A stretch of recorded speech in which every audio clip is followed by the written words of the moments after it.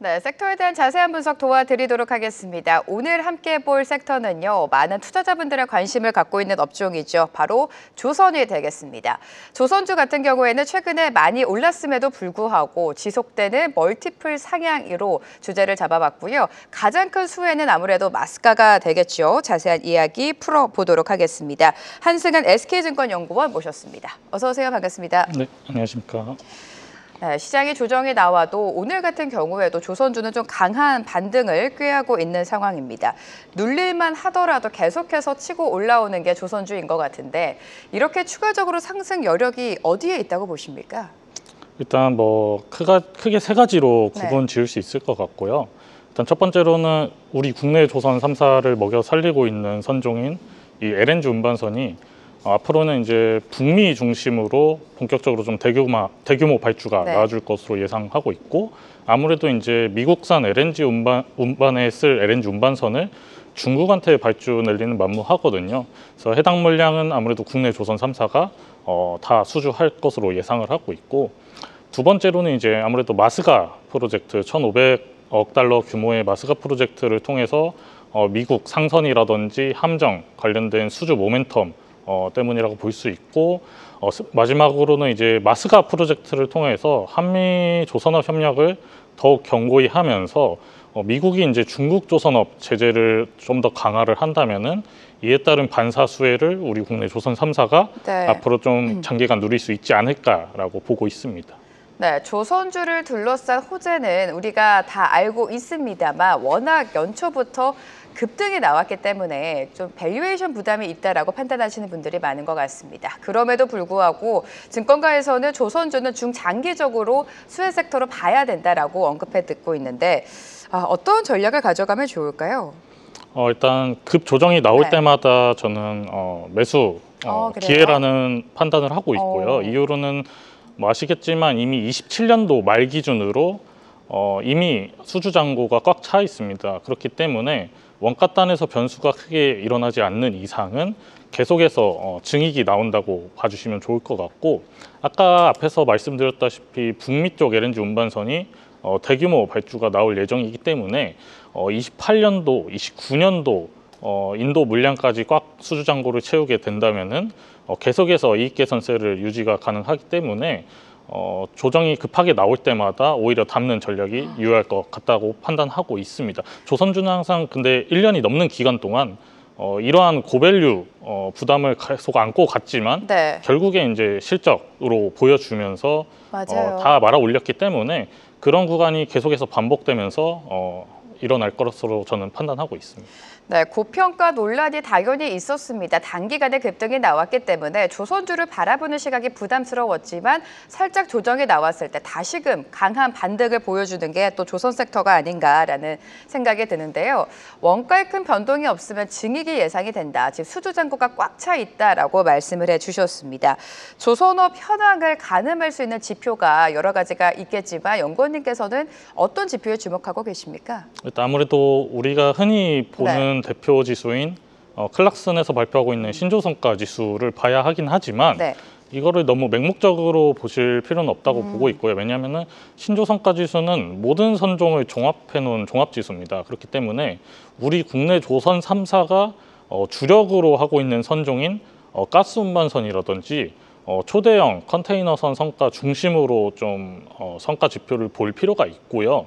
그 성과가 꺾이지 않는다고 전제를 깔면은 계속해서 그 수주 잔고를 계속 유지한다고 하면은 계속해서 아까 이익 성장이 나온다고 말씀드릴 수 있을 것 같고, 그리고 두 번째로는 말씀드렸다시피 이제 수주 잔고 레벨이 지금 한 3년치가 꽉 차 있다고 말씀드렸는데, 이 수주 잔고 레벨이 국내 조선 3사가 이제 최적화된 수주 잔고 레벨을 보는 게 보통 2.5년입니다. 그렇기 때문에 2.5년치 이상의 수주 잔고 레벨이 그 미만으로 꺾이지 않는 이상은 계속해서 좀 긍정적인 지표다라고 봐주시면 되겠습니다.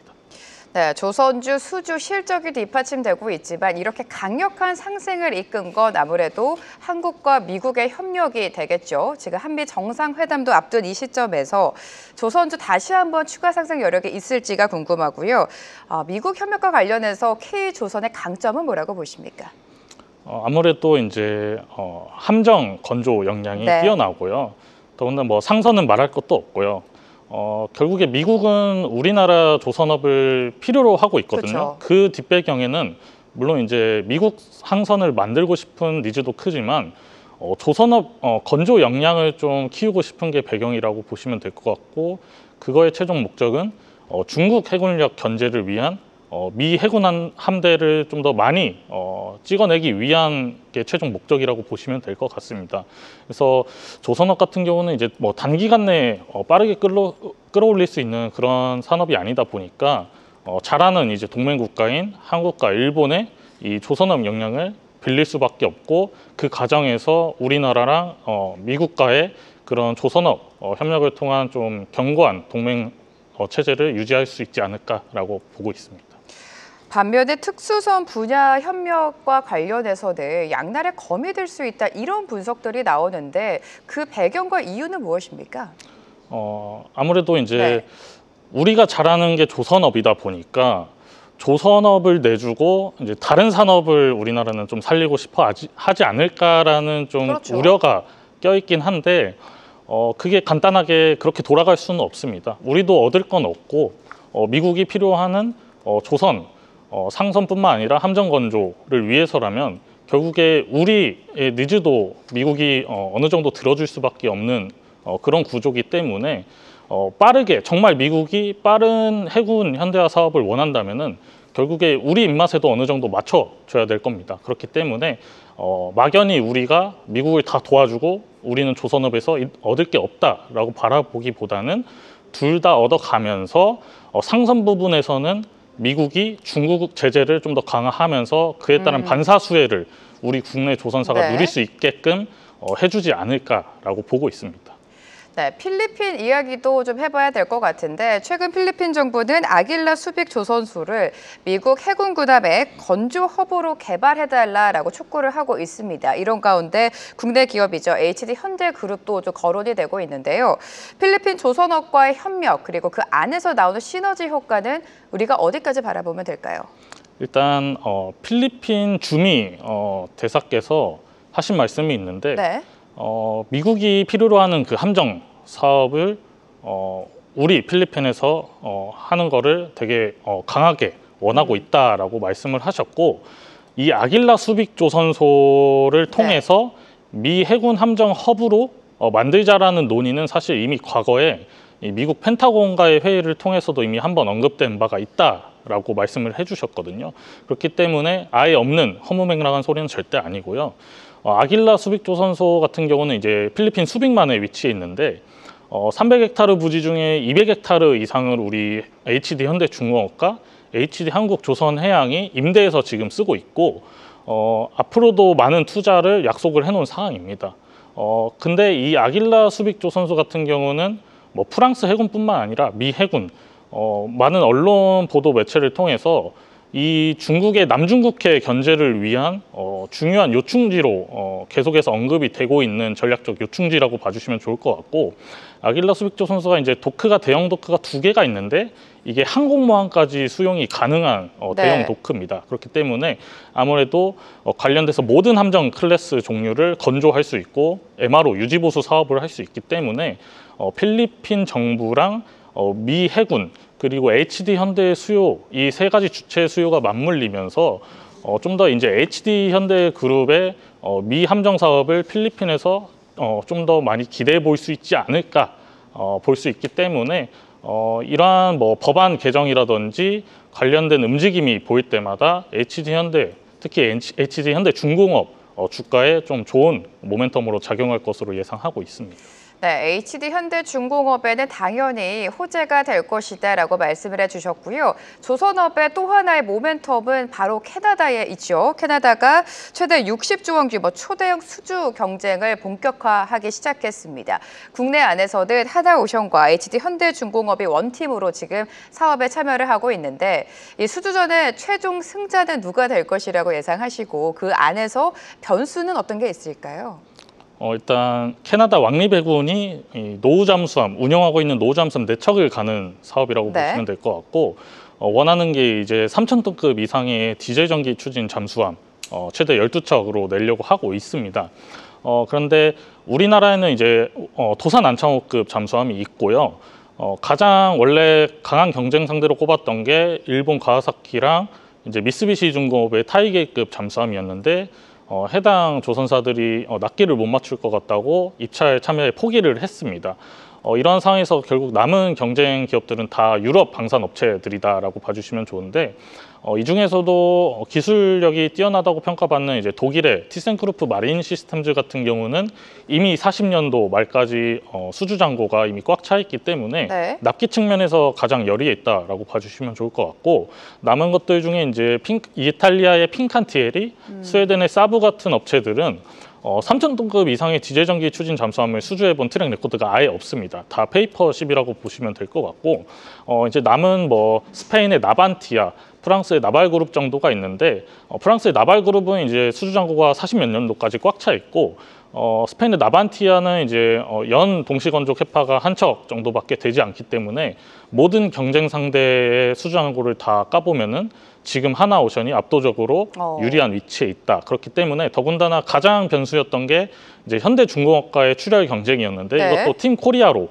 가기로 했기 때문에 그런 변수조차 해소된 상황에서는 글로벌리 하나오션이 캐나다 잠수함 수주에 있어서 납기 측면에서 가장 우위에 있다라고 봐주시면 좋을 것 같습니다. 네, 납기 측면에서 경쟁사 대비 하나오션이 우위에 있다는 점 굉장히 긍정적인 소식인 것 같은데요. 끝까지 좀 살펴보도록 하고요. 삼성중공업 이야기도 해보도록 하겠습니다. 삼성중공업은 골라 LNG와 네 번째 프로젝트 협업을 지금 본격화하고 있는데 주가적인 측면에서 봤을 때 이러한 모멘텀이 장기적인 성장 동력이라고 판단하십니까? 당연히 장기적인 네. 성장 동력으로 작용을 할 거고요. 이유는 일단 골라 네 번째 FLNG, 세계 최대 규모의 FLNG인데 이거를 수주하고 건조할 수 있는 역량을 보유했다는 것만으로도 이미 글로벌 1위지만 더 건조 역량을 이제 트랙 레코드를 쌓아가면서 글로벌 투자자들의 선택을 계속해서 받을 수 있다는 얘기로 바뀌거든요.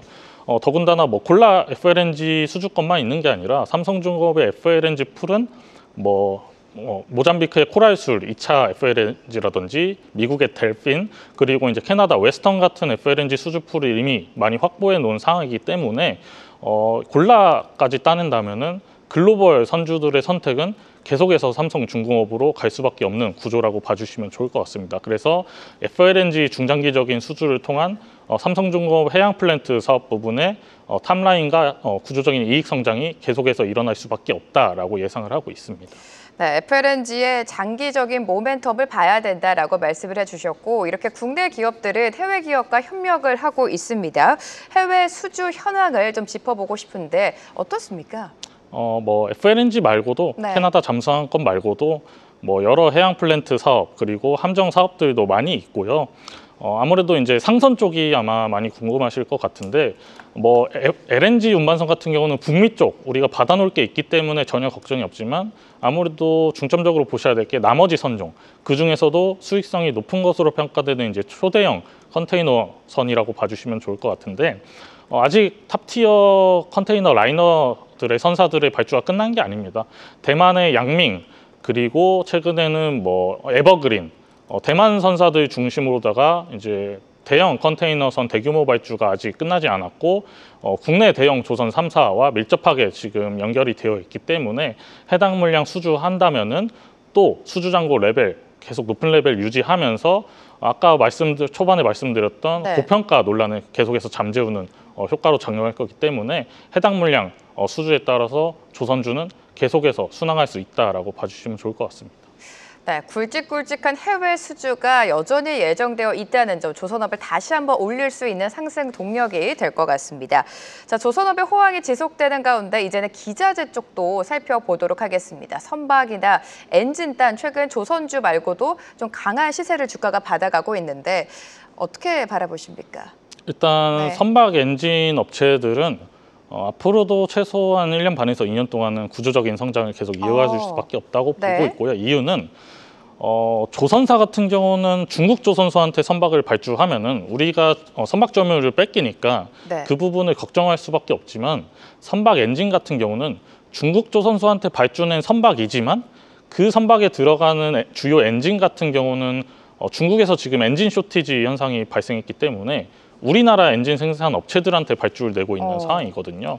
업계 전문가분들은 이러한 쇼티지 현상이 앞으로 최소 1년 반에서 2년 동안은 계속 이어질 수밖에 없다고 바라보고 있기 때문에 해당 모멘텀을 통해서 국내 엔진 생산 업체들은 최소 1년 반에서 2년 동안은 계속 구조적인 성장을 이어가 줄 수 있다라고 보고 있습니다. 네, 중국 수요가 굉장히 많은데 우리나라 엔진 기업에게 발주를 받아가고 있는 점이 가장 큰 모멘텀이 된 것 같습니다. 최근 선박 엔진 기업들의 증설 현황, 중국 시장과 연관지어서 좀 더 면밀하게 볼까요? 이렇게 아까 말씀드렸다시피 중국 수요가 많으면은 캐파 증설을 공격적으로 해도 되는 거 아니냐라고 궁금해하실 것 같은데 사실 꼭 그렇지도 않습니다. 이런 뭐 대규모 생산 제조 설비 같은 경우는 한번 캐파 확장을 해놓으면은 수주 불황 시에 이제 고정비가 엄청 나가기 때문에 예전 제2차 슈퍼사이클 이후에 금융위기 이후에 대한 그런 PTS들이 다 강하거든요. 그렇기 때문에 캐파 증설에 좀 더 보수적인 편입니다. 물론 올해 초에 하나엔진 같은 경우는 800억 원 규모의 캐파 증설을 단행을 했지만 이거는 이제 컨테이너선에 들어갈 고출력 엔진 증설 효과지 척수 기준으로는 늘어나는 효과는 크지 않다라고 소통을 하고 있고요.